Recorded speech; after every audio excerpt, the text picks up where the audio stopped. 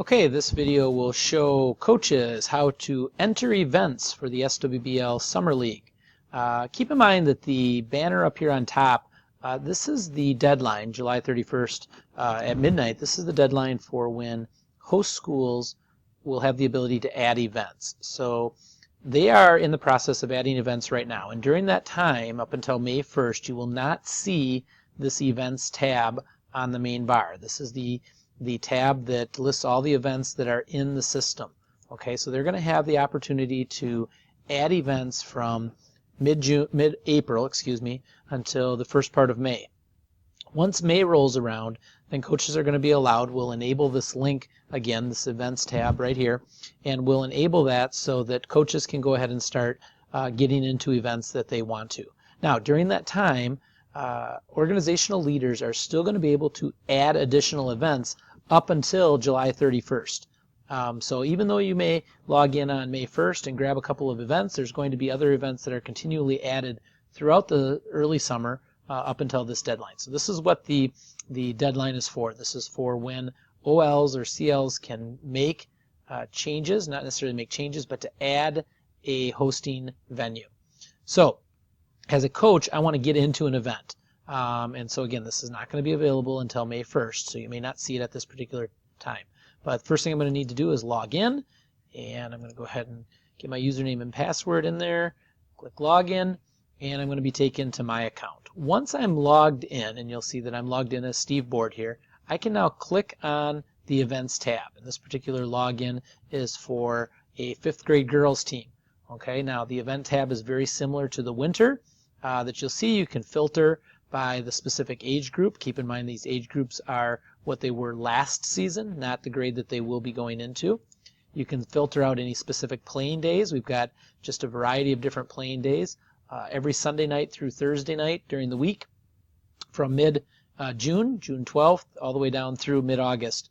We will have dates available based on when people want to host. You can filter it out based on a specific hosting site or even looking for a specific team.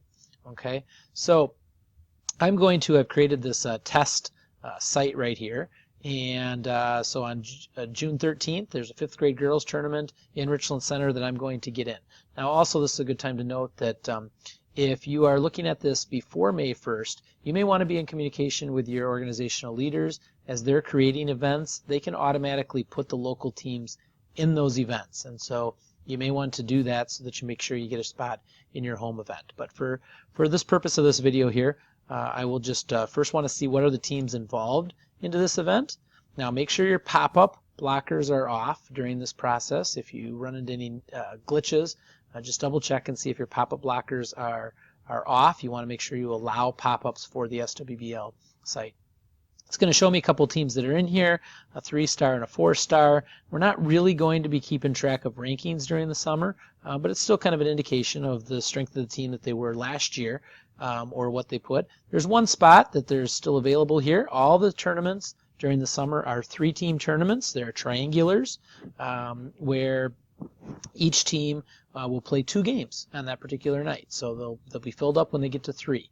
And I'm going to claim an open spot at that event. It's going to confirm that I'm going to add an event and make sure that I'm okay with that. Once I'm in, I'm in. There's no getting out. And with this particular summer, you will not be allowed to get out of tournaments. You are getting in your tournaments. There's no additional there's no initial schedule that's going to be taking place, so any events that you get into are by your own doing. So I'm just going to hit OK. Now, the nice thing about this is once an event is filled with 3 teams, okay, so this event is now filled. Now when I click on events, the schedule is automatically generated, okay, and this will not change. All right, so as soon as the 3rd team is in, schedule is done, times are set, everybody knows exactly when they want to play. Now again, if there is a local team playing in an event, all right, and they were able to get them in automatically, okay, they would be placed at the 1st team. The 1st team listed is always going to play the 1st and last games of the event. The 2nd team is always going to play the first 2 slots back to back, and the last team listed is always going to play the last 2 slots. So you can kind of figure out when you're going to be playing But all the game times are at 5:45, 6:45, and 7:45. So worst case scenario, you're going to play 2 games with a break in between the 2.